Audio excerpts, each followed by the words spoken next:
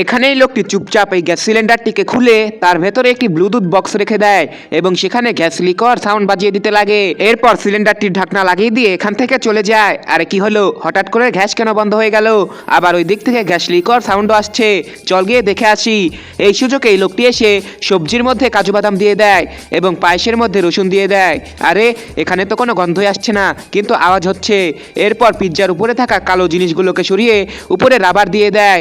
আরে মালিক তোমাদের ডাকছে। আরে মালিক, আপনি আমাদের ডেকেছেন? আরে হ্যাঁ, আমার আগের যে শেফ ছিল ও ভালো রান্না করতে পারতো না, এই কারণে আমার সকল কাস্টমার অন্য রেস্টুরেন্টে চলে গেছে, তাই আমি তোমাদেরকে এনেছি।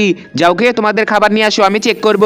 আরে তুই তুই আবার আমার রেস্টুরেন্টে কি করছিস? আরে আমি আপনাকে বললাম না, আমার থেকে ভালো রান্না কেউ করতে পারবে না, একটু পরে সেটা আপনি বুঝতে পারবেন। আরে মালিক, এই নিন আমার সবজি ট্রাই করুন।